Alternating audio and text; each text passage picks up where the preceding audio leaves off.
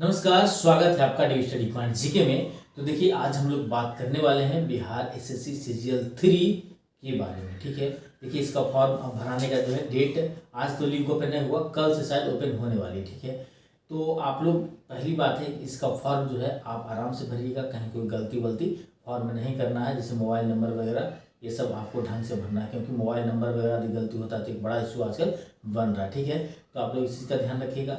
देखिए, फॉर्म भरने जा रहे हैं तो सबसे पहले आप समझिए कि इसका सिलेबस को आपको पकड़ना होगा। कोई भी एग्जाम यदि आप देते हैं तो सबसे पहले उसका सिलेबस को पकड़िएगा, कैसे उसकी तैयारी करना है, ये सब बातें जो है हम लोग को ध्यान में रखना है। ठीक है, अब देखिए यहाँ पर पहले ये समझ लीजिए, देखिए चूंकि इसका वैकेंसी बहुत दिनों बाद आया है। ठीक है, क्योंकि देखिए इसमें 90% ऐसे स्टूडेंट होंगे जो बिहार एसएससी सीजीएल का फॉर्म पहली बार भर रहे होंगे। ठीक है, तो आपको चूंकि कोई विशेष अनुभव है नहीं इसका मतलब कभी पीछे एग्जाम हुआ है हाल फिलहाल उसका देखेंगे तो सीधे आपको 2014-15 में जो इसका हुआ है, आपको पीटी में सब हुआ है, तो वो आपको वहां पर जाना पड़ेगा। उसके अकॉर्डिंग आप क्वेश्चन देखिएगा कि क्वेश्चन का लेवल कैसा है। यदि आप उसके अकॉर्डिंग देखते हैं तो क्वेश्चन का लेवल आपको बहुत ये नहीं मिलेगा कि बहुत ज़्यादा टफ होता है, एक एवरेज लेवल में इसका क्वेश्चन होता है। लेकिन बोर्ड का पता नहीं, ये कभी हार्ड भी कर सकता है, मतलब ऐसा नहीं है। तो आपको तैयारी इस तरह से करनी है कि आयोग यदि हार्ड भी पूछता है तो आपका जो है तैयारी इस तरह से हो कि मेरा जो है उसमें क्वेश्चन सॉल्व हो जाए। ठीक है, तो इसके लिए देखिए सबसे पहले आपको सिलेबस को देखना है। तो सिलेबस इसका देखिए बहुत ज़्यादा नहीं है, लेकिन बहुत ज़्यादा नहीं है बट सिलेबस ज़्यादा नहीं, लेकिन इसमें नंबर ऑफ कैंडिडेट इस बार बहुत ज़्यादा होने वाले हैं, तो आपको कंपटीशन भी हाई होने वाला है। तो आपको सिलेबस तो सबके लिए कम है, तो कंपटीशन थोड़ा इसका लेवल बढ़ जाएगा। रीजन क्या है उसके पीछे, देखिए सिलेबस पहले आप देखिएगा तो आपको क्या है, समान अध्ययन, फिर है आपको साइंस प्लस मैथ और है रीजनिंग। ठीक है, तो आपको समान अध्ययन में सारा चीज़ है, आपका जितना भी आप पढ़ते हैं, हिस्ट्री, ज्योग्राफी, पॉलिटी है ना, इकोनॉमिक्स, इन्वायरमेंट, सारा चीज़ इसमें इन्वॉल्व है। ठीक है, उसके बाद जो विविध में होता है वो सब सारा चीज इन्वॉल्व है, और प्लस करंट अफेयर से भी प्रश्न से पूछे जाते हैं। फिर देखिए साइंस का प्रश्न में से आपको 25 मैथ का रहेगा, 25 आपको साइंस का रहेगा। रीजनिंग का अकेले आपको 50 प्रश्न होगा। तो देखिए रीजनिंग वगैरह में लगभग लोग जो है, लगभग स्टूडेंट लगभग क्वेश्चन आपको बना ही देते हैं। मान लिया कुछ 2 4 5 ही छोड़ते हैं, लेकिन लगभग बना देते हैं यदि आपको लेवल का क्वेश्चन ढंग का रहा तो इसमें आपको इसलिए थोड़ा इसका कटअप जो है बढ़ जाने की संभावना है।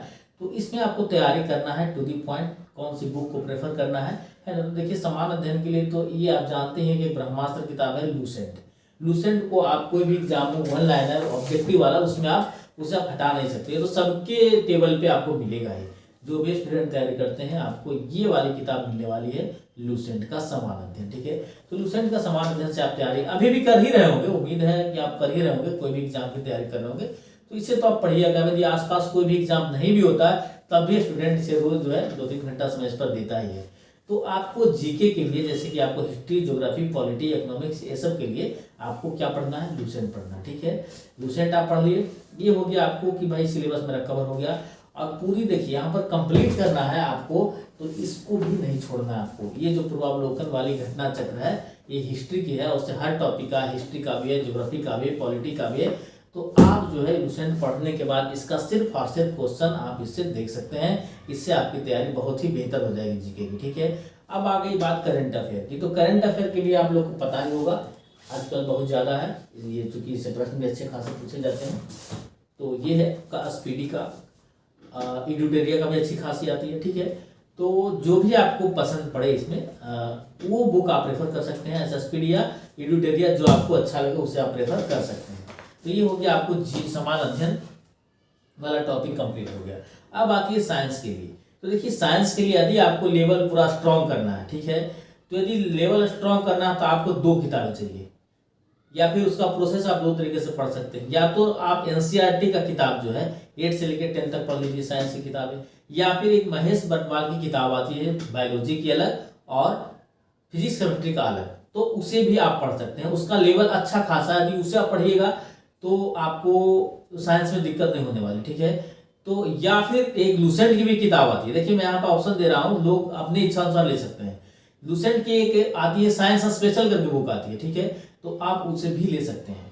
या फिर नहीं तो फिर तो आप ये जिंदाबाद है ही। ठीक है, वो बहुत ज्यादा यदि हाई लेवल में आता है तब वो काम करेगा, ऐसे जो लेवल अभी तक है उसके लिए यही बुक इनफ है। इसमें जो साइंस दिया गया है इनफ है अभी तक की जो लेवल के अनुसार है। यदि लेवल बढ़ा दिया जाता है, न्यूमेरिकल वगैरह पूछ लिया जाता है, तब ये किताबें आपको फेल कर सकती है। लेकिन वो किताबें से यदि आप करके जाते हैं तो न्यूमेरिकल वगैरह भी पूछे जाएंगे, रिएक्शन वगैरह पूछे जाएंगे, तब भी आप उसे बना दोगे, ठीक है। तो इस तरह से आप साइंस की तैयारी कर सकते हैं।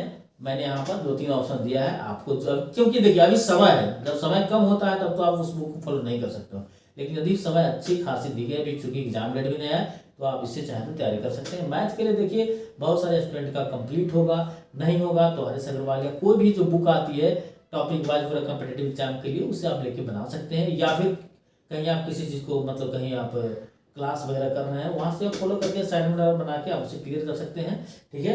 अब रही रीजनिंग की बात, तो रीजनिंग में आप अरिथमेटिक बना सकते हैं। ऐसे और भी बहुत सारे प्रकार से हैं जो मुझे अच्छा लगा मैं बता रहा हूँ, इससे आप रीजनिंग कंप्लीट कर सकते हैं। और प्लस प्रैक्टिस सेट में आपको देखना है, प्रीवियस ईयर क्वेश्चन जरूर देखिए कि प्रीवियस ईयर क्वेश्चन में इसका लेवल कैसा है, उस लेवल के अनुसार ही आप तैयारी कीजिए। और एक बार जो है अभी तो सेट वेट आई नहीं है मार्केट में, तो एक बार अभी जो है सेट सिर्फ लाइए, उसके देखिए कि पैटर्न कैसा है, किस तरह से कितने क्वेश्चन होते हैं, है ना, इसका लेवल किस तरह का है, इसे आप ले करके देखिए। और उससे देखिए अभी आपको जीके जैसे उससे मैथ, जिनको मैथ कंप्लीट है, जिनकी कंप्लीट है, जो आप एग्जाम बना लेते हैं, उनको कम से कम रीजनिंग और मैथ का जो है वहां से आप रिवीजन कर सकते हैं। जिनका बुक कंप्लीट है, जिनको बहुत सारे स्टूडेंट हैं जिनका बुक वगैरह कंप्लीट है, तो आप वहां से चूंकि आप रिवीजन करते रहिएगा तो आपका मैथ और रीजनिंग अपडेट रहेगा, आपको कोई किताब उताब बनाने की जरूरत नहीं पड़ेगी, ठीक है।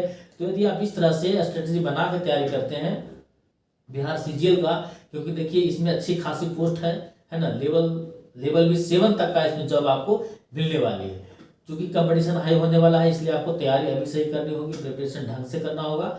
और यदि आप तैयारी अच्छी कीजिएगा तो सिलेक्शन होने के चांसेस आपको बढ़ जाएंगे, ठीक है। क्योंकि ये वैकेंसी बहुत दिनों बाद आई है, बहुत दिनों से इसका इंतजार था, तो अब चूंकि इतने दिनों बाद जाकर वैकेंसी आई है, तो आपको तैयारी अच्छे से करनी है, अच्छे ढंग से करना है, ठीक है। और ऐसे इस तरह से तैयारी करें कि आपका सिलेक्शन हो जाए। तो बस यही था आपको बताना। यदि आपको वीडियो अच्छा लगे, इन्फॉर्मेटिव लगे, तो वीडियो को लाइक कीजिए, चैनल को सब्सक्राइब करके बेल बटन दबाना ना भूलें, ताकि इस तरह का अपडेट आपको मिलता रहे। तब तक थैंक यू, जय हिंद।